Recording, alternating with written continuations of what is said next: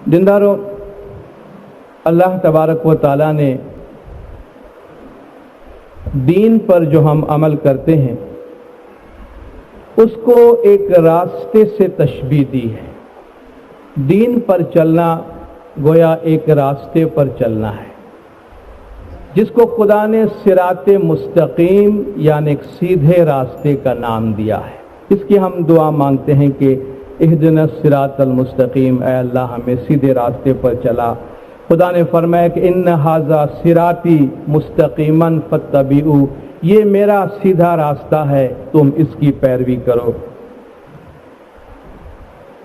जब हम रास्ते पे चलते हैं, रास्ते पे अमल करते हैं, तो रास्ते पे चलने के हवाले से दो बातों का खास ख्याल रखना पड़ता है। एक तो उस रास्ते के बारे में इल्म और दूसरा उस रास्ते पर अमल। रास्ते के बारे में इल्म इसलिए जरूरी है कि अगर हम एक रास्ते पे चल रहे हैं और हमें उसके बारे में शक, बार बार हमारे दिल में उसके बारे में शक और शुबा पैदा होता है, तो हमें कभी भी उस राह पर चलने में सुकून, चैन और इत्मीनान नसीब नहीं होगा। हम बार बार बेचैनी के शिकार होंगे। हर राहगीर को, हर चलने वाले से पूछेंगे, भाई ये मेरा रास्ता मैं ले रहा हूं सही है या नहीं, और अगर वो गलत होगा तो शायद हमारी भी गलत रहनुमाई करेगा। इसलिए जिस रास्ते पे हम चल रहे हैं, दीन के रास्ते पर, उसके लिए हमारा इल्म बहुत वाज़ेह होना जरूरी है। और जब हमारा इल्म उसके बारे में, हमारी मालूमात उसके बारे में बिल्कुल वाज़ेह हो, तो फिर उस पे चलते रहना चाहिए। और एक दफा हमारा यकीन हो जाए तो फिर इधर उधर ध्यान देने की जरूरत नहीं है। आप पूछेंगे कि भाई ये जो रास्ता है सिराते मुस्तकीम है, उस पे हम एक दफा चढ़ गए हैं, इसके बारे में इल्म हासिल करना और इसके बारे में मालूम होना और शक शुबा का न होना, इसकी क्या जरूरत है? दीनदारों, इसकी जरूरत यह है कि सिराते मुस्तकीम पर चलना इतना आसान नहीं है। सिराते मुस्तकीम पर चलते हुए खतरात बहुत ज्यादा हैं। और आपको ये बात सुनकर बड़ी हैरत होगी कि भाई हम तो ये समझ रहे हैं कि सिराते मुस्तकीम पे चलना गोया अमन और सलामती का रास्ता है, तो ये सिराते मुस्तकीम पर चलने में खतरात कहां से आने लगे?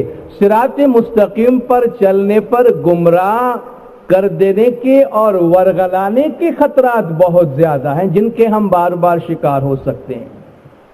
अल्लाह तबारक व ताला ने जब हजरत आदम अलैहिस्सलाम को सजदा न करने के बिना पर शैतान को अपने दरबार से मरदूद किया, अपने दरबार से दूर किया, तो जाते हुए उसने खुदा को एक चैलेंज दिया।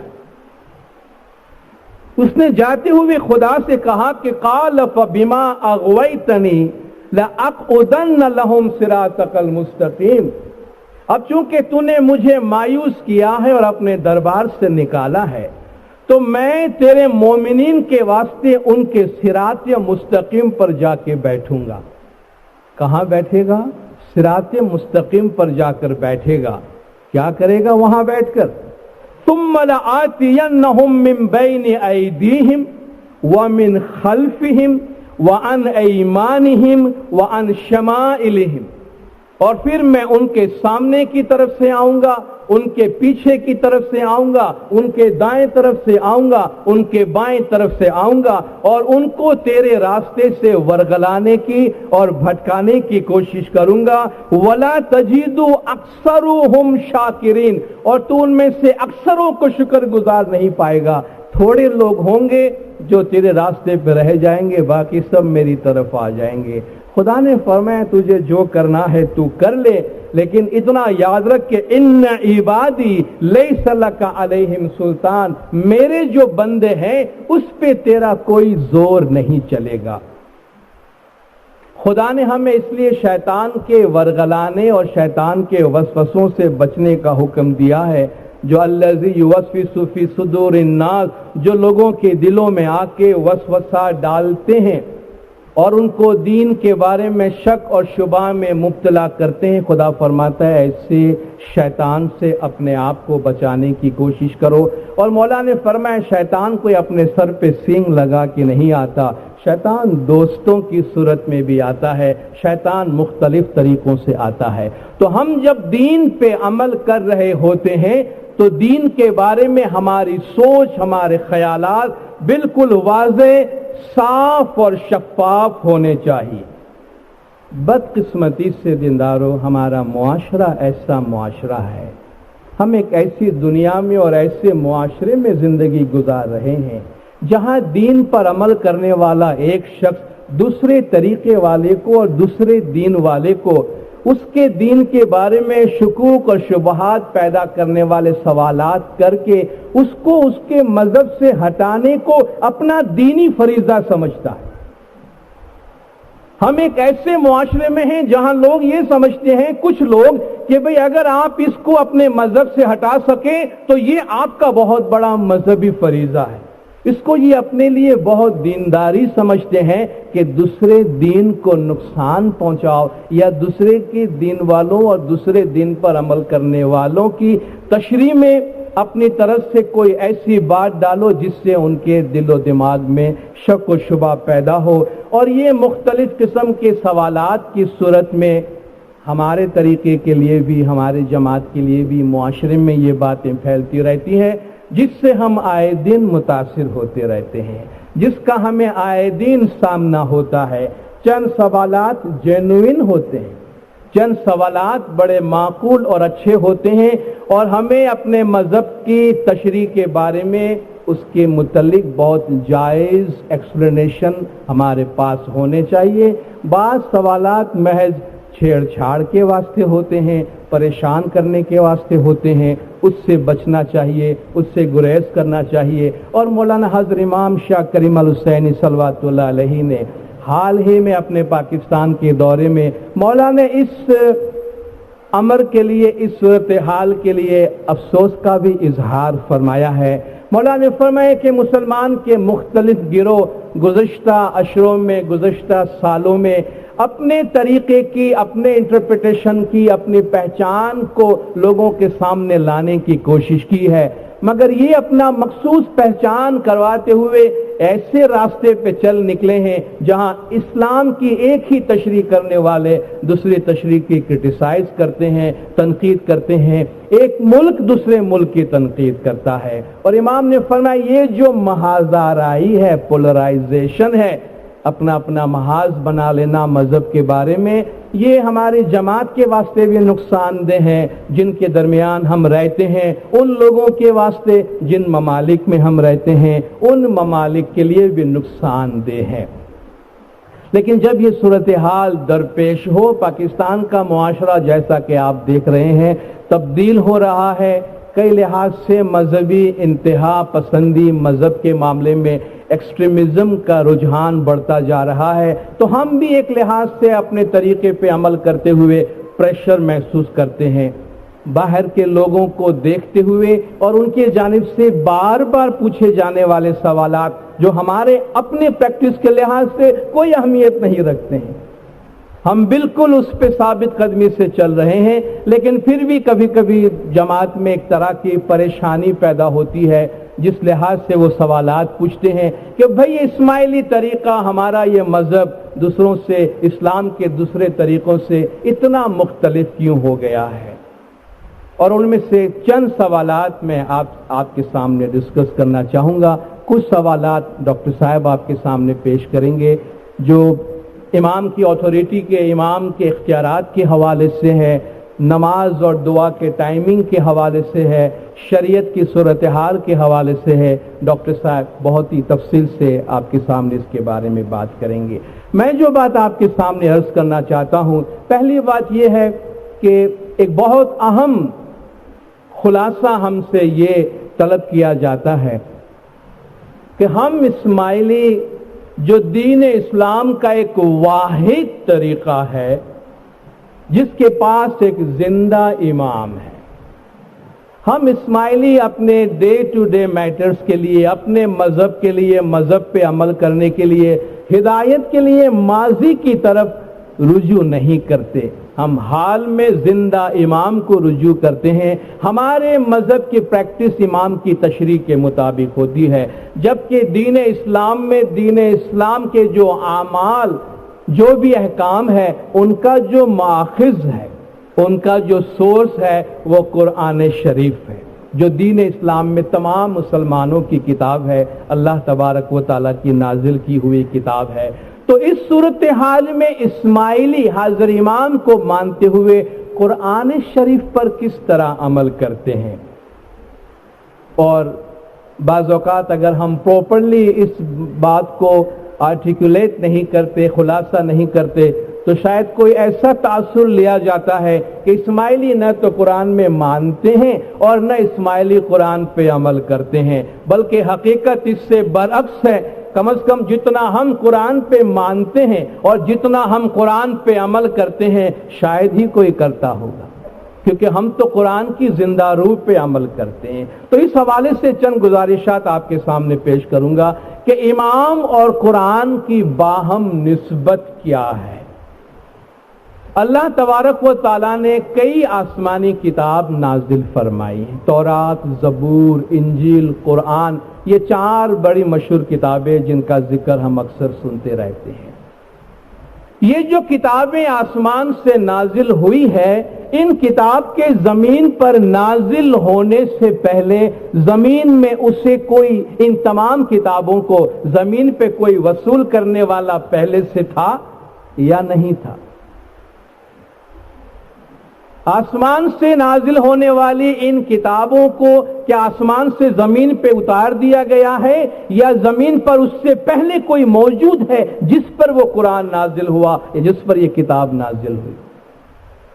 کوئی ایسی کتاب نازل ہوئی جو کسی پیغمبر پہ نہیں اتری ہو، کسی پر بھی نہیں اتری ہو، مگر وہ ایک کتاب ہے؟ کیا ایسی کسی کتاب کا تصور ہے؟ اس کا مطلب یہ ہے کہ قرآن اپنے منزل، یعنی وہاں جہاں قرآن اترتا ہے، قرآن اپنے قبول کرنے والے اور وصول کرنے والے سے آزاد نہیں ہے۔ یہ اپنی ذات میں فی نفسہ نازل ہونے کی صورت میں بھی یہ قرآن آزاد نہیں ہے۔ آزاد نہیں ہے تو کیا ہے؟ وہ کسی کو دیا گیا ہے۔ کس کو دیا گیا ہے؟ حضور اکرم صلی اللہ علیہ وآلہ وسلم کو دیا گیا ہے۔ آپ کو کیوں دیا گیا؟ قرآن کس کے واسطے نازل ہوا ہے؟ قرآن کس کے واسطے نازل ہوا ہے؟ میرے لیے، آپ کے لیے، سب کے لیے، سارے جہان کے انسانوں کے لیے، تا قیامت لوگوں کے لیے۔ یا ایھا الناس انی رسول اللہ الیکم جمیعا، تمام لوگوں کو مخاطب کر کے کہا گیا کہ میں تمہارے واسطے رسول بنا کر بھیجا گیا ہوں۔ ہم تمام کے واسطے یہ کتاب اتری ہے، مگر ہم تمام پہ نہیں اتری ہے۔ کیوں؟ جب ہم سب کے واسطے ہیں تو ہم سب پہ کیوں نازل نہ کر دی جاتی؟ ہم خود ہی پڑھ لیتے، سمجھ لیتے اللہ تعالیٰ کیا فرمانا چاہتا ہے۔ مگر تمام کائنات میں سے خدا ایک شخص کو منتخب کرتا ہے اور اسے اپنی کتاب دیتا ہے، اس لیے کہ خدا کے اس کلام کو سمجھنا اور اسے سمجھانا ہر ایک کے بس کی بات نہیں ہے۔ اس لیے خدا نے اس قرآن کو قبول کرنے والا، وصول کرنے والا رسول، نیچے جو اسے لے رہا ہے، اسے کتاب کا معلم کہا۔ کما ارسلنا فیکم رسولا منکم یتلو علیکم آیاتنا ویزکیکم ویعلمکم الکتاب والحکمہ، جیسا کہ ہم نے تم ہی میں سے ایک رسول بھیجا جو تم پر ہماری آیتیں پڑھتا ہے، تمہارا تزکیہ کرتا ہے، تم کو پاک و پاکیزہ کرتا ہے، اور تمہیں کتاب اور حکمت کی تعلیم دیتا ہے۔ تو گویا قرآن اپنے معلم سے آزاد نہیں ہے، قرآن اپنے وصول کرنے والے سے آزاد نہیں ہے۔ کیا قرآن کی یہ تعلیم ایک ہی زمانے کے واسطے تھی؟ ذرا اتنا تو سوچیے، یہ قرآن جن لوگوں کی زبان میں نازل ہوا، جن لوگوں کے معاشرے میں نازل ہوا، جن لوگوں کے کانٹیکسٹ میں نازل ہوا، جن لوگوں کے بارے میں نازل ہوا، جن کے محاورے اس میں استعمال کیے ہیں، جن کے تذکرے ان میں استعمال ہوئے ہیں، उन लोगों को कुरान समझ में आने वाला नहीं था। आज न कुरान इंसान हमारी जबान में है, न आज कुरान सिर्फ उस जमाने तक महदूद है, न उस जगह तक महदूद है, सारे जहान में फैल चुका है। और आज लोग ये कहें हमें किसी मुअल्लिम की जरूरत नहीं है, हम खुद पढ़ लेंगे, खुद ही उसकी तशरीह कर लेंगे। भाई जिनके दरमियान उतरा, जिनकी जबान में, वो ही अगर इसको न समझ पाए तो बाद में आने वाले उसको कैसे समझ पाते? तो क्या एक जमाने तक मुअल्लिम की जरूरत है, बाद में जरूरत नहीं है? तो कुरान अपने कबूल करने वाले अपने मालिक और अपने मुअल्लिम से आजाद नहीं है। कुरान में खुदा के अहकाम की टीचिंग और तशरीह, खुदा ने फरमाया व कुरानन फरकनाहु, हमने कुरान को थोड़ा थोड़ा करके उतारा है, लितक़राहुन नास अला मुक्सिन, ताकि तू लोगों पे ठहर ठहर कर इससे पढ़ा करे, ताकि लोग इसको समझा करें। खुदा फरमाता है मैंने तुझ पे ये कुरान इस तरह इसलिए उतारा है कि तू इससे ठहर ठहर कर लोगों के सामने पढ़ और लोगों को इसकी तशरीह बता, लोगों को इसका खुलासा दे। खुदा ने कुरान के साथ मुअल्लिम ही नहीं, और इस मुअल्लिम को खुदा ने नूर का नाम दिया है। क़द जाअकुम मिनल्लाहि नूरुन व किताबुम मुबीन। आप में से बाज़ लोग कुरान की इन आयत का रेफरेंस बाद में मांगते हैं। मैं इन आयत के रेफरेंसेस आपको देता जाता हूं, आप में से जो नोट करना चाहते हैं नोट करते जाइए। मैंने जो इससे पहले किताब और हिकमत की तालीम मुअल्लिम वाली आयत पढ़ी है वो कुरान की सूरा नंबर 2 आयत 151 है, और ये जो नूर की आयत पेश कर रहा हूं ये कुरान की सूरा नंबर 5 आयत नंबर 15 है। क़द जाअकुम मिनल्लाहि नूरुन व किताबुम मुबीन, तुम्हारे पास तुम्हारे खुदा की तरफ से नूर और किताब, दो चीजें आई है। किताब तो मौजूद है, किताब के साथ नूर की जरूरत क्या है? जिंदारो, इस वक्त हम यहां बैठे हैं और सब कुछ हमें दिख रहा है, नजर आ रहा है, कम्युनिकेशन हो रहा है। अगर इस वक्त एक सेकंड के वास्ते ये लाइट हमारे दरमियान से हटा ली जाए तो सब कुछ, हमारी आंखें सलामत होने के बावजूद, सब कुछ ठीक ठाक होने के बावजूद, कुछ देर के लिए हम अंधे की तरह टटोलने लगते हैं। उन घरों में, उन मकानों में जहां हम सालों से रह रहे हैं, लाइट चली जाती है तो हम छोटी छोटी चीज ढूंढने के लिए कि मैंने टॉर्च कहाँ रखी और लाइट कहाँ रखी है और बत्ती कहाँ रखी है और माचिस कहाँ रखी है, एक अंधे की तरह टटोलते हैं। कोई हमसे पूछे कि भाई तुम्हें क्या हो गया, अचानक ही अंधे की तरह क्यों बिहेव करने लगे हो, तो कहते हैं भाई लाइट चली गई। कहा भाई लाइट चली गई, आंख तो नहीं चली गई है। आंख तो है, माचिस भी है, टॉर्च भी है, तो अंधे की तरह क्यों बिहेव कर रहे हो? कहा लाइट के बगैर अंधेरा ही होता है इंसान। तो खुदा फरमाता है कुरान के साथ नूर है। हमारी अक्ल खुदा की दी हुई वो आंख है जिससे हम कुरान में खुदा के दिए हुए इल्म को पढ़ते और देखते हैं, मगर इसको रिलेट करने वाला, दिखाने वाला नूर इसके साथ में है। वो नूर अगर आप हटा लो तो कुरान पढ़ना ऐसा ही है जैसे एक अंधा जमीन पे टटोल रहा है, पत्थर को हीरा समझ रहा है, हीरा को पत्थर समझ रहा है, क्योंकि उसको दिखाई नहीं देता। और ये नूर, नूर नबी और नूर अली इसके साथ में है। तो कुरान अपने मालिक से आजाद नहीं, अपने मुअल्लिम से आजाद नहीं, वसूल करने वाले से आजाद नहीं। और खुदा फरमाता है ये कुरान जो है इसका एक वारिस है, इसका एक ओनर है। तो अल्लाह की किताब है भाई, ये अल्लाह की किताब है, मगर खुदा फरमाता है जमीन पर इस किताब के कुछ वारिस हैं, इस किताब के कुछ मालिक हैं। जाहिर है जो किताब का मालिक है वो आपको बता सकता है कि इस डॉक्यूमेंट में, इस किताब में सही माना में क्या है। घर की खबर तो घर के मालिक को होती है, बाहर वाले को तो नहीं होती है। सुम्मा औरसनल किताब अल्लज़ी नस्तफ़ैना मिन इबादिना, खुदा ने फरमाया हमने अपने बंदों में से जिनको मुंतखब किया है, हमने अपने बंदों में से जिनको चूज किया है, खुदा फरमाता है उनको हमने किताब का वारिस बनाया है। ये कुरान शरीफ की सूरा नंबर 35 आयत नंबर 32 है।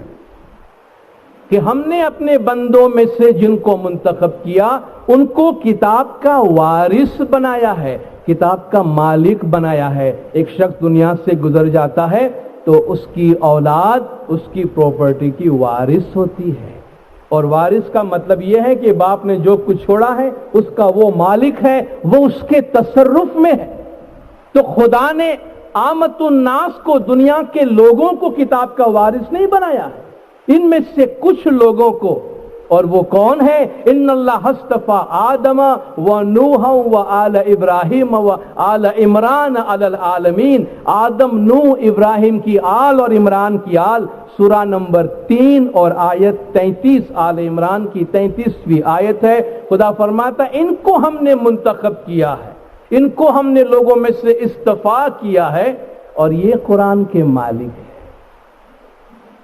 ظاہر ہے جو کتاب کا مالک ہے، جو کتاب کا معلم ہے، جو کتاب کا نور ہے، وہ آپ کو بتائے گا کہ کتاب کیا ہے، اور کتاب میں کب کس طرح کیا دیکھنا اور اس پہ کس طریقے سے عمل کرنا۔ نہ یہ کہ باہر کے لوگ آ کر گھر والوں کو بتائے کہ بھئی تمہیں جس کتاب کا وارث بنایا گیا ہے ہم تمہیں بتاتے ہیں کہ اس کتاب میں کیا لکھا ہے۔ اس کتاب کا جو مالک ہے، اس کتاب کا جو وارث ہے، اس کتاب کا جو معلم ہے، وہ نبی ہے، اور نبی کے بعد ہر زمانے کے امام علیہ السلام ہے۔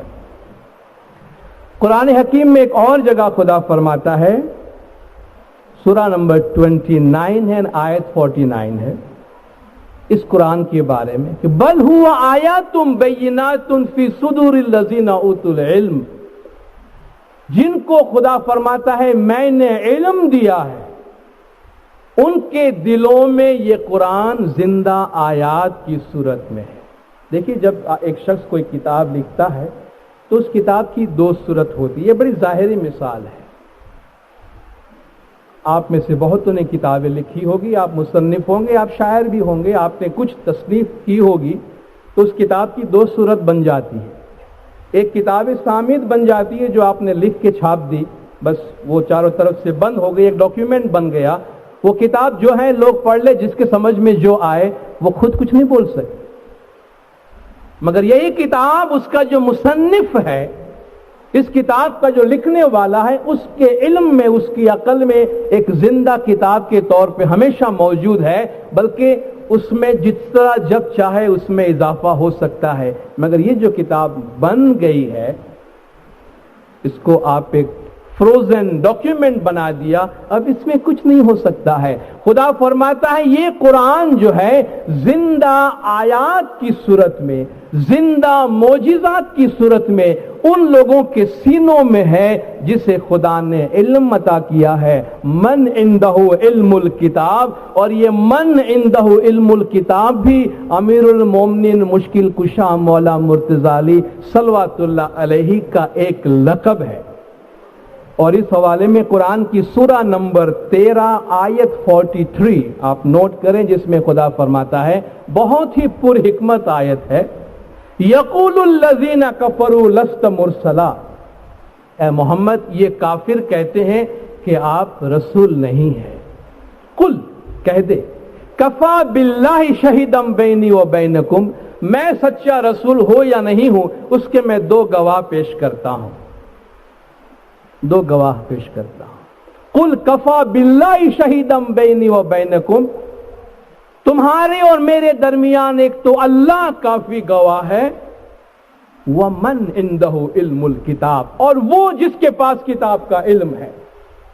رسول کی رسالت صحیح ہے یا نہیں، اس کی گواہی دو شخص دے رہے ہیں، اللہ اور دوسرا زمین پر وہ جس کے پاس کتاب کا علم ہے۔ اور سنی تفاسیر میں بھی آپ کو یہ ذکر ملے گا کہ من عنده علم الکتاب، وہ شخص جس کے پاس کتاب کا علم ہے، اس سے امیر المومنین مشکل کشا مولا مرتضی علی صلوات اللہ علیہ مراد ہے۔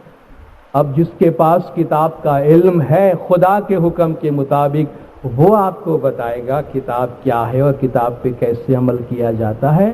یا وہ جس کو کتاب کا علم دیا نہیں گیا ہے، وہ کلیم کرتا ہے کہ اس کو دیا گیا ہے۔ وہ کتاب کے اونر بن گئے ہیں مگر ان کو کتاب کا اونر بنایا نہیں گیا، ان کو کتاب کا وارث اور مالک بنایا نہیں گیا۔ اور حضور اکرم دنیا سے رخصت ہونے سے پہلے اس چیز کو بہت واضح طور پر ہمارے سامنے بیان کر گئے، جس کو حدیث ثقلین کہتے ہیں کہ انی تارکن فیکم الثقلین، میں تمہارے درمیان دو بھاری چیزیں چھوڑ کر جاتا ہوں، کتاب اللہ و عترتی اہل بیت، ایک اللہ کی کتاب ہے اور دوسرے میرے اہل بیت ہے، یہ دونوں ایک ساتھ رہنے والے ہیں اور کبھی بھی ایک دوسرے سے جدا نہیں ہوں گے۔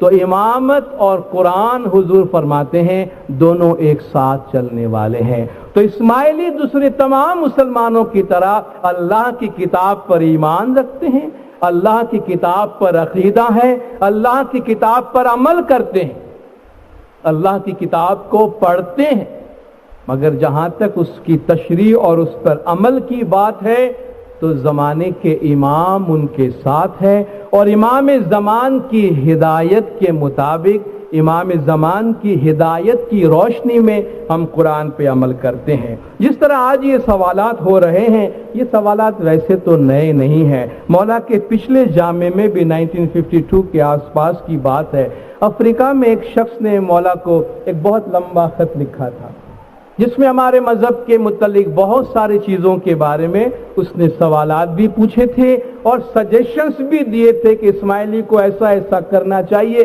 اسماعیلیوں کو اپنے پریکٹس میں یہ تبدیلیاں لے آنی چاہیے تاکہ عالم میں اسلام میں ان کی ایک ایکسیپٹیبل پوزیشن آ جائے۔ یہ گویا ایسا ہے کہ گھر کے باہر کا آدمی آ کے گھر والے کو کہتا ہے کہ تمہیں اپنا گھر اس طرح رکھنا چاہیے تاکہ تمہارا گھر ہمیں پسند آئے۔ گھر کا مالک کہے گا کہ میں مالک ہوں اور مجھے معلوم ہے کہ مجھے میرے گھر کو کس طرح رکھنا ہے، میں دوسروں کو خوش کرنے کے لیے اپنا گھر نہیں بناتا ہوں، میں اپنے رہنے کے لیے اپنا گھر بناتا ہوں۔ تو اس کے سوالات ناندی کے بارے میں اور بہت ساری چیزوں کے بارے میں تھی، قرآن کے بارے میں اس کے سوالات تھے۔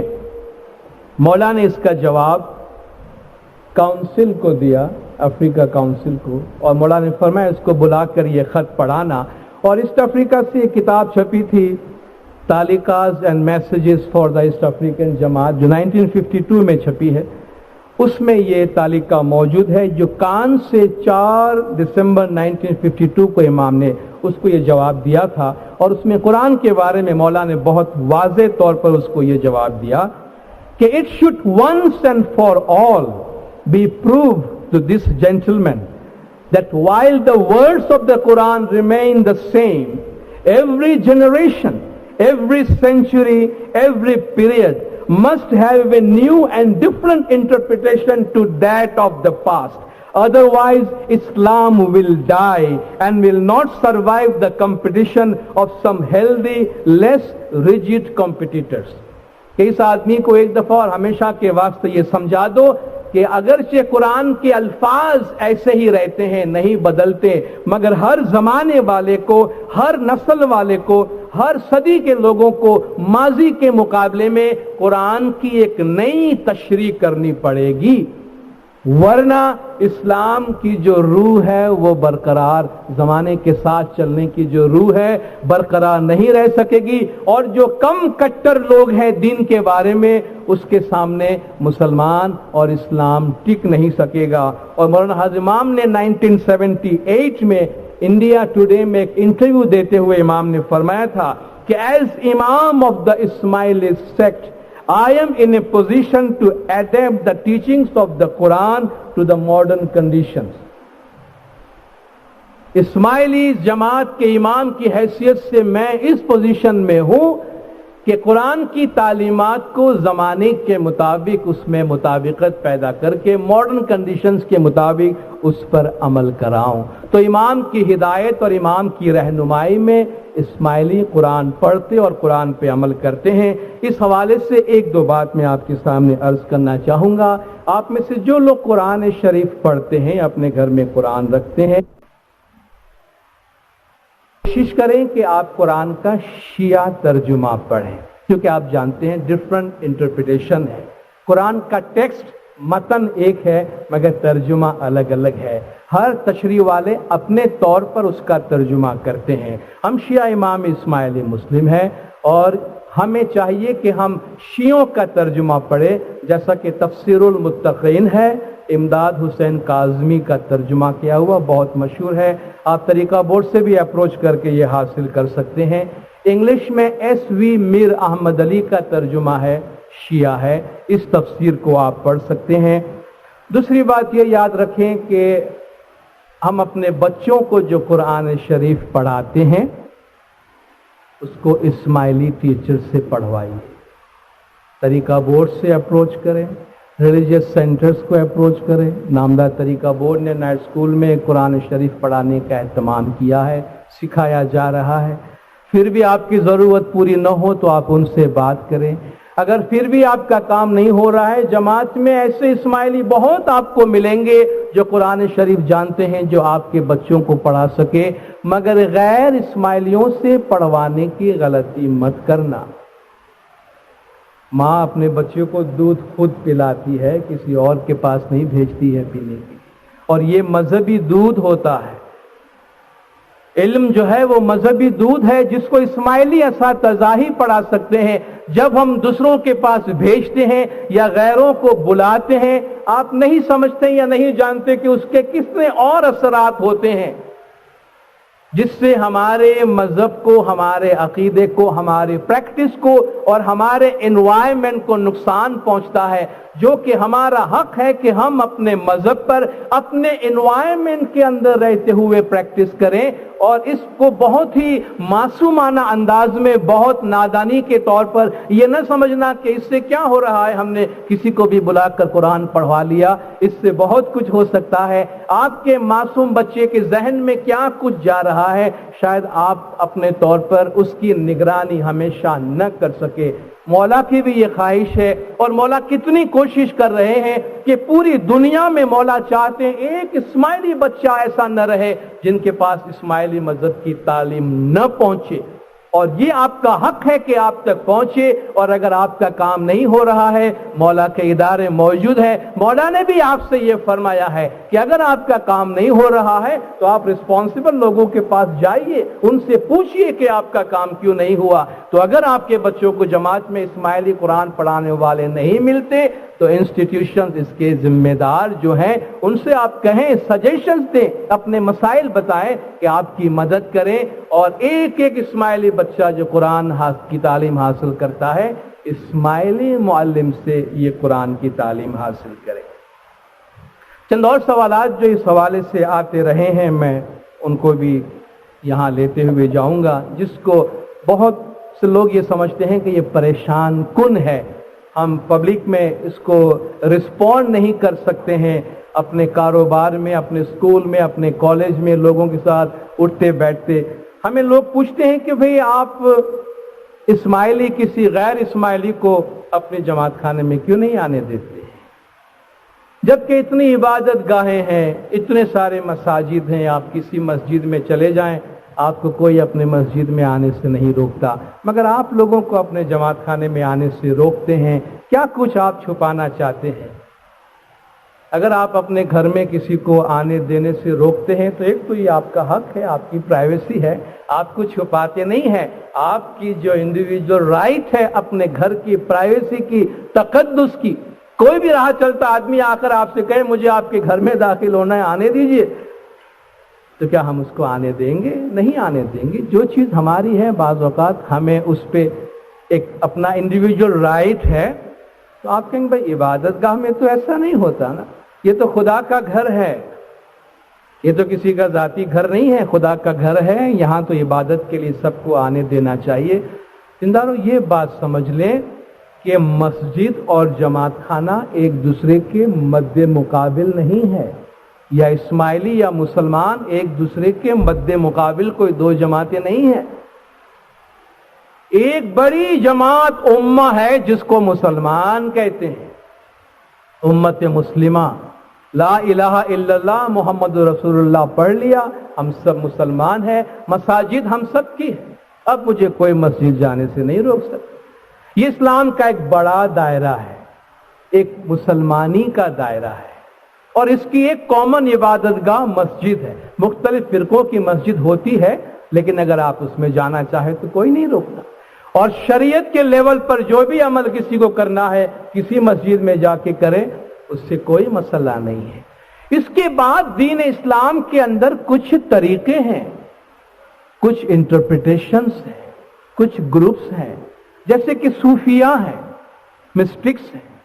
सूफियों की अपनी इबादत गाहें, उनकी एक मस्जिद होती है, उसके बाद एक खानका होता है, नमाज पढ़ने मस्जिद में जाते हैं, अपना जिक्र पीर और मुर्शिद के हवाले से जो उनका रिश्ता होता है वो खानका में आके करते हैं, वो मस्जिद में नहीं करते। बोहरियों का भी अपना जमात खाना है, इसनाशियों का अपना इमाम बारगाह है, वो अपने इमामत के हवाले से, अपने तरीके के इंटरप्रिटेशन के हवाले के जो काम है वो अपने इमाम बारगाह में करते हैं। इसी तरह हमारा जमात खाना है, हमारा एक इंटरप्रिटेशन है। शिया इमाम इस्माइली मुस्लिम, हम मुसलमान हैं, उसके बाद हम इस्माइली हैं। एक छोटा सा हमारा घर है और इसके नाम से ही जाहिर है कि ये जमात खाना है, एक जमात का घर है जो उसके लिए है जो इस जमात के मेंबर हैं। जो इस जमात के मेंबर नहीं है उनके वास्ते नहीं है, सीधी सी बात। ये एक जमात खाना है और ये इमाम ज़मान की जगह है। इमाम ज़मान इस जगह के मालिक है और पीर और मुरीद, इमाम और मुर्शिद के दरमियान के रिश्ते के जो भी हमारे आमाल है वो हम यहां अंजाम देते हैं। और जो भी जमाने के इमाम को अपना इमाम तस्लीम करता है वो यहां आ सकता है, उससे कोई नहीं रोकता। किसी को अगर आना है, इमाम ज़मान उससे अपने मुरीदी में लेते हैं, हम उनको सर आंखों पे रख के यहां ले आएंगे। अब ये भाई हमें देखने दीजिए कि आप अपने जमात खाने में क्या करते हैं। दीनदारों, दीन पे अमल करना कोई तमाशा तो है नहीं, दीन पर अमल करना कोई तमाशा तो है नहीं। और हम क्या करते हैं क्या नहीं करते हैं, हमारे मुल्क का कॉन्स्टिट्यूशन और इंसानी बिरादरी की शराफत इस बात की हर एक को इजाजत और हक देता है कि हर एक अपने अपने मजहब पर खुले तरीके से आजादी के साथ अनडिस्टर्ब वे में उस पे अमल करेगा। इसलिए हम ये चाहेंगे कि हम शाइस्तगी के माहौल में अपने मजहब पे अमल करें और इसमें कोई किसी किस्म का खलल अंदाजी न करे। हाँ, किसी को हमारे जमात खाने के प्रेमिस देखने हैं। आज जो हमारे हाई प्रोफाइल जमात खाने वेस्टर्न कंट्रीज में बने हैं, बाकायदा उसके गाइडेड टूर्स होते हैं, बाकायदा टूरिस्ट को वो इमारत दिखाई जाती है। फिर भी उस इमारत में इबादतगाह, प्रेयर हॉल हमारी एक ऐसी जगह है जो हम सबको नहीं दिखाते। आप अपने मेहमानों को, घर में आने वाले को शायद अपने घर की बहुत सारी चीजें दिखाएं, मगर ये आपकी प्रेरोगेटिव है कि आप उसको अपने घर में क्या दिखाएं क्या न दिखाएं। जरूरी नहीं है कि आप उसको अपना बेडरूम भी खोलकर दिखाएं, ये आपकी प्रेरोगेटिव है और ये इमाम का हक है। मगर इमाम खुद अपनी तरफ से पहल कर रहे हैं और इबादत के वक्त के अलावा कोई जमात खाने को देखना चाहता है, उसका एक तरीकाकार है, नामदार काउंसिल से या हमारे जो रिस्पॉन्सिबल इंस्टीट्यूशंस हैं उनको अप्रोच करें, उनसे बात करें। इमारत उनको देखनी है, आके देखें, लेकिन ये शर्त कि हम आके देखना चाहते हैं कि आप क्या करते हैं, ताकि हम आपको सर्टिफाई करें कि आप सही करते हैं या गलत करते हैं। जनाब, आपको ये हक किसने दिया है? पहले आप जो कर रहे हैं वो सही कर रहे हैं या गलत कर रहे हैं, उसकी सनद आपने कहां से हासिल की है? भाई, आपको ये हक किसने दे दिया कि आप ये फैसला कर लें कि कौन सही कर रहा है कौन नहीं कर रहा है? मैं इसलिए कि किसी की तादाद बड़ी है, दीन के अंदर कोई तादाद के बड़ी होने की कोई बात नहीं होती।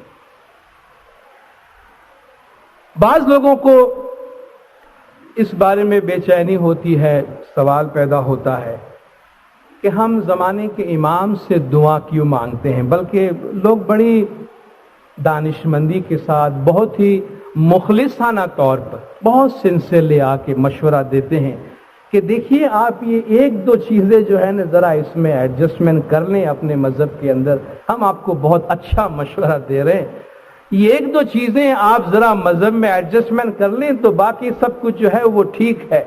एक तो ये जो आप इमाम से जो दुआएं मांगते हैं, या नूर मौलाना शाह करीमुल हुसैन हाजिर इमाम कहकर, जरा इसमें कुछ आप कर लें। और ये जो कबूल कर नूर मौलाना शाह करीमुल हुसैन हाजिर इमाम कह के आप उस नाम पे अपना सर झुकाते हैं, ऐसी कुछ चीजें जो हैं इसमें आप थोड़ा सा एडजस्टमेंट कर लें।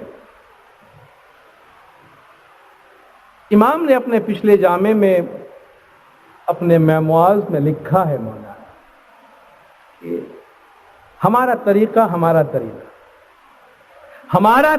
ہمارا طریقہ ہے.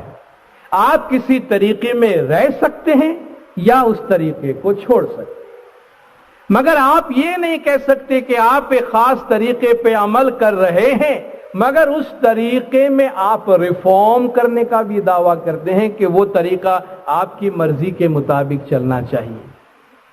امام نے فرمایا ہمارا طریقہ ہے، صدیوں سے ایسا چلتا آیا ہے اور یہ زمانے کے امام کے حکم کے مطابق چلتا ہے.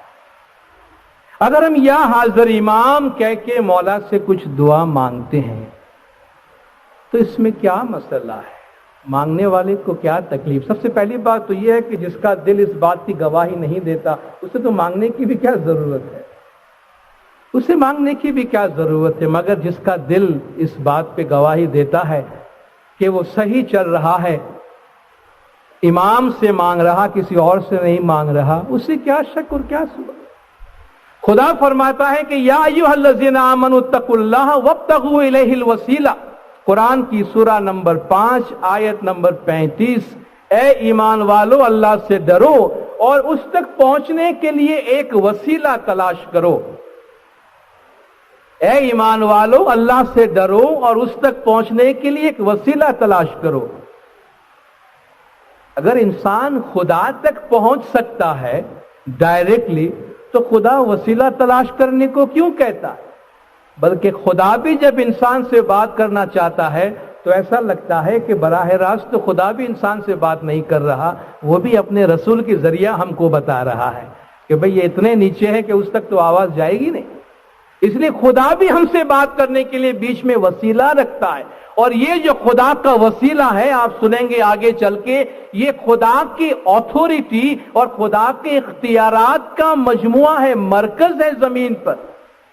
قرآن حکیم میں خدا اپنے لیے، اپنے رسول کے لیے اور اپنی کتاب کے لیے، تینوں کے لیے ہدایت اور ہادی کا ورڈ یوز کرتا ہے.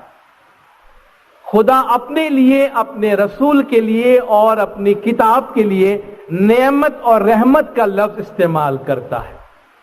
اب اگر اس وقت میں یہاں قرآن شریف کو کھول کر کہوں کہ اے خدا کی کتاب اہدنا الصراط المستقیم، اے اللہ کی کتاب تو میری رہنمائی کر، تو کیا میں شرک کر رہا ہوں؟ کیا کوئی مسلمان مجھے کہے گا کہ میں شرک کر رہا ہوں؟ میں کہوں یا رسول اللہ آپ کی رحمت مجھے چاہیے، تو کیا یہ شرک ہے؟ میں خدا کے ساتھ کسی کو شریک کر رہا ہوں؟ نہیں. آپ خدا کی رحمت خدا سے بھی مانگتے ہیں، جب آپ رسول سے مانگتے ہیں تو خدا کی رحمت ہی مانگتے ہیں، جب آپ کتاب سے مانگتے ہیں تو خدا کی رحمت ہی مانگتے ہیں، جب آپ امام سے مانگتے ہیں تو وہ شرک کیوں بن جاتا ہے؟ وہ لوگ جو امام کو زمین پر خدا کے نور کا مظہر سمجھتے ہیں اور وہ جب یا مولانا حاضر امام کہتے ہیں تو انہیں معلوم ہے یہ ویسا ہی ہے جیسے خدا سے مانگنا ہے، رسول سے مانگنا ہے، کتاب سے مانگنا ہے. تو اس میں شرک کہاں ہے؟ کس اسماعیلی نے یہ کہا ہے کہ ہم بیک وقت دو خداؤں کو مانتے ہیں؟ کس نے کہا ہے کہ ہم دو خداؤں کو مانتے ہیں جب اٹھ کے کوئی ہم سے کہے کہ یہ شرک ہے؟ خدا نے زمین پہ جس کو اپنا خلیفہ بنایا ہے، جس کو اپنا مظہر بنایا ہے، جس کو اپنا وسیلہ بنایا ہے، جس کو اتھارٹی دی ہے زمین پر، اس سے میں خدا کی امداد مانگ رہا ہوں، تو یہ شرک کیسے ہو گیا؟ یہ کہاں کا شرک ہے؟ رسول اکرم صلی اللہ علیہ وآلہ وسلم نے جب خدا سے مدد طلب کی، آپ دیکھیں مدد مانگنے کا طریقہ کیا ہے. حضور نے جب خدا سے فرمایا کہ میری مدد کر تو رسول کیا مانگتے ہیں؟ اور بلکہ خدا انہیں تعلیم دیتا ہے کہ اے رسول تو اس طرح دعا مانگ، قل ربی ادخلنی مدخل صدق واخرجنی مخرج صدق، مجھے سچائی سے داخل کر، سچائی سے نکال، واجعل لی من لدنک سلطانا نصیرا، اور اپنے پاس سے، کہیں اور سے نہیں، اپنے پاس سے میرے لیے ایک زبردست مددگار مقرر کر دے. یہ نہیں کہا کہ اے خدا ہر قدم پہ تو میری مدد کر، بلکہ تو میرے لیے زمین پر مدد کا سورس مجھے دے دے، وَاجْعَلْ لِي مِن لَّدُنْكَ، اپنے دربار سے، اپنے خاص قربت سے میرے لیے زمین پر سلطان النصیرہ، ایک غالب مدد کرنے والا مقرر کر دے۔ اور سب جانتے ہیں کہ مولا مرتضی علیہ السلام کو علی سلطان النصیرہ کہتے ہیں، کہ علی جو رسول کا بہت بڑا مددگار ہے، تو جس سے خدا نے زمین پر رسول کا مددگار مقرر کیا، اور حضور نے فرمایا کہ ان اللہ اید ھذا الدین بعلی، خدا نے مولا علی کے ذریعے اس دین کی لوگوں تک اپنا پیغام پہنچا دیتا ہے۔ صدیوں سے اور کتنے عرصے سے خدا کا کلام زمین پہ چل رہا ہے، مگر جو کنونس نہیں ہوتا سو نہیں ہوتا۔ کنونس کرنا کسی کا کام نہیں ہے، انسان اپنا کیا ایمان عقیدہ رکھتا ہے اس کے بارے میں بات کر دے۔ ایک چھوٹی سی آیت قرآن کی آپ کے سامنے پیش کروں، بہت غور کرنے جیسی ہے۔ قرآن کی سورہ نمبر 47 آیت نمبر 7، یا ایھا الذین آمنوا ان تنصروا اللہ ینصرکم ویثبت اقدامکم، اے ایمان والو اگر تم اللہ کی مدد کرو گے تو اللہ بھی تمہاری مدد کرے گا۔ قرآن کی سورہ نمبر 47 آیت نمبر 7، اے ایمان والو اگر تم اللہ کی مدد کرو گے تو اللہ بھی تمہاری مدد کرے گا۔ بندوں سے مدد مانگنا شرک ہے؟ امام تو چھوڑیے، دور کی بات ہے، امام تو بہت بڑا ہے۔ بندوں سے مدد مانگنا شرک ہے؟ خدا بندوں سے مانگتا ہے کہ اے لوگو اگر تم میری مدد کرو گے تو میں بھی تمہاری مدد کروں گا۔ تو مدد تو ایسی ہے کہ خدا بندے سے مانگ سکتا ہے، یہاں تو بندہ امام سے مانگ رہا ہے۔ کس لاجک کی بات کرتے ہیں، اور کس اسلامی ماخذ اور کس اسلامی تعلیم کی بات کرتے ہیں؟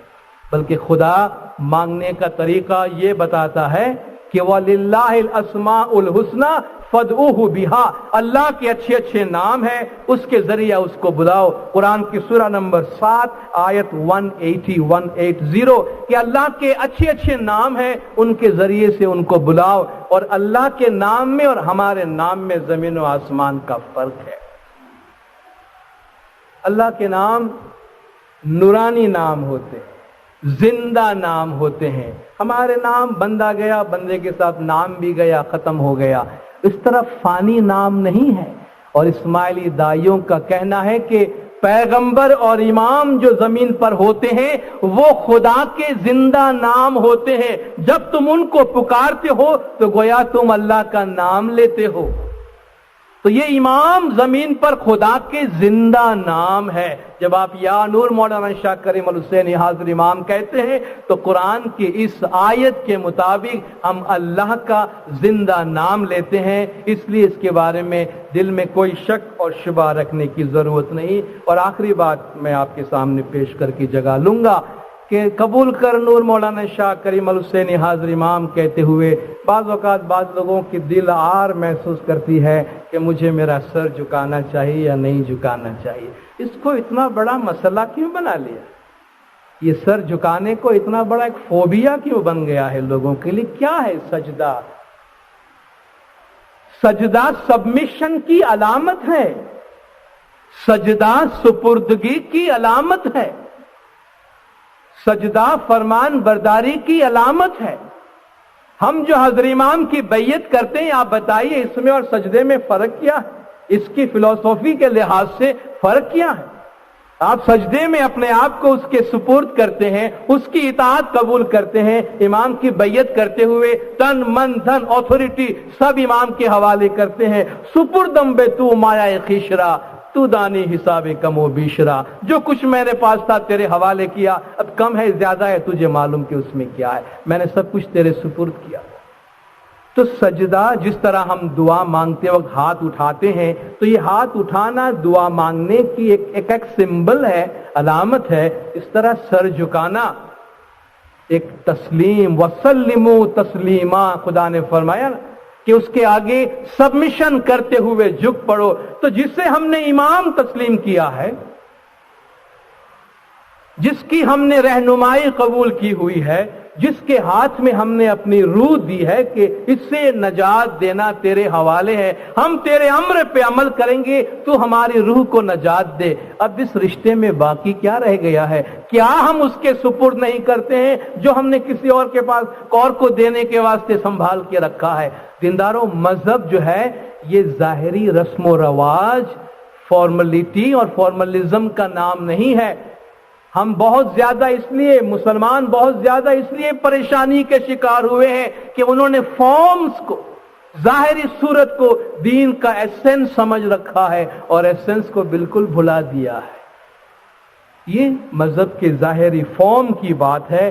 ہم خدا کا جو امر زمین پر ہے، زمانے کے امام خدا کے نص کے مطابق زمین پر خدا کے ہمارے امام ہے، اس خدا کے نص، آرڈر، امر، خدا کا جو حکم زمین پر ہے، خدا کا جو نور زمین پر ہے، اس کے آگے ہم اپنا سر جھکاتے ہیں اور اس کے آگے ہم اپنے آپ کو سپرد کرتے ہیں۔ یہ جو ہم دین پہ آج عمل کر رہے ہیں، یہ دین ہمیں کس نے دیا ہے؟ یہ جو مذہب پہ ہم عمل کرتے ہیں، جس کے بارے میں ہمارا عقیدہ ہے کہ یہ راستہ، یہ مذہب ہمیں دنیا میں بھی آباد کرے گا اور آخرت میں بھی یہ ہمارے نجات کا ضامن ہے، یہ دین ہمیں، یہ طریقہ ہمیں کس نے دیا ہے؟ امام نے دیا ہے۔ اسی کے دیے ہوئے مذہب پہ عمل کرتے ہیں نا۔ یہ ہم صحیح کر رہے ہیں، غلط کر رہے ہیں، قبول کرنے والا وہی ہے نا، وہی قبول کرے گا نا۔ تو اس کے آگے جب ہم وہ عمل بجا لاتے ہیں تو ہم یہ نہ کہیں کہ قبول کر یا نور مولانا شاہ کریم الحسینی حاضر امام، جو کچھ ہم نے کیا تیرے سپرد کرتے ہیں، لے لے، تو اس سے قبول کر، اور یہ ہماری حقیر سی عبادت کی بدولت تو ہمیں نجات دے۔ کیا ہم یہ اپنے آپ کو سپرد نہ کریں، اپنے آپ کو اس کے حوالے نہ کریں؟ کیا ہمیں اپنے عقیدے کی اظہار کے لیے نہیں، لوگ کہتے ہیں آپ ایسا نہیں کر سکتے، آپ کو ایسا نہیں کرنا چاہیے، یہ شرک ہے۔ ہمیں اپنے امام سے، اپنے محبوب سے، اپنے مرشد سے، ہمارے دین و دنیا کے مالک سے اپنی عقیدت مندی کا اظہار کس طرح کرنا چاہیے، یہ بھی کوئی اور ہم کو بنا کے دے گا؟ اس کی بھی ہمیں لوگوں سے پرمیشن لینی پڑے گی، اس کے لیے بھی ہمیں لوگوں کا اپروول لینا پڑے گا۔ اور افسوس کی بات یہ کہ بعض اوقات ہم یہی سمجھتے ہیں کہ جب تک ادھر سے اس کا اپروول نہیں ہوگا تو یہ اسلام میں ایکسیپٹیبل نہیں ہوگا۔ کیا ہمیں ہمارے طریقے پر عمل کرنے کے لیے کسی اور کے طریقے سے، کسی اور کی بنائی ہوئی چیزوں سے اپروول لینا ہوگا؟ آخری یہ بات عرض کرتے ہوئے اپنی جگہ لینا چاہتا ہوں کہ ہم اپنے مذہب کو اپنے مذہب کے فریم میں دیکھیں۔ ہم باہر جا کے، بازار جا کے کوئی فریم خرید کے لے آتے ہیں اور کہتے ہیں کہ بھائی اس میں اسماعیلی مذہب فٹ کر دو مجھے۔ وہ کسی اور کا بنایا ہوا فریم ہوتا ہے اسلام کا، جو ہم باہر سے لاتے ہیں اور کہتے ہیں بھائی دیکھو آپ کا اسماعیلی مذہب اس فریم میں فٹ آتا ہے تو ہمیں قبول ہے۔ ہمارے مذہب کا فریم کوئی اور کیوں بنائے گا؟ اور ہم اپنے مذہب کو کسی اور کے فریم میں کیوں فٹ کریں گے؟ ہمارے مذہب کا فریم ہم بناتے ہیں، یعنی زمانے کا امام بناتا ہے۔ امام نے جو چیز بنا کے دی ہے اسی کے دائرے میں سب چیزیں ہوتی ہے۔ اگر کسی کو یہ چیز سمجھ میں نہیں آتی، کسی کو یہ چیز قابل قبول نہیں ہے، وہ ہمارا پرابلم نہیں ہے، وہ ہمارا مسئلہ نہیں ہے۔ تو اپنے دین کے بارے میں اپنی سوچ، اپنے عقیدے کو بالکل صاف اور واضح رکھیں، اور جب راستہ سمجھ میں آ جائے تو اس پہ عمل کرنے کی کوشش کریں۔ میں ایک دو کتابوں کا نام آپ کے سامنے لے کر اپنی جگہ لوں گا جو قرآن اور امامت کے حوالے سے میں نے بات کی۔ چند کتابیں ہیں، علی فی القرآن، سید مراد علی جعفری کی لکھی ہوئی ہے۔ دوسری کتاب ہے علی فی القرآن، صادق حسین شیرازی کی لکھی ہوئی ہے۔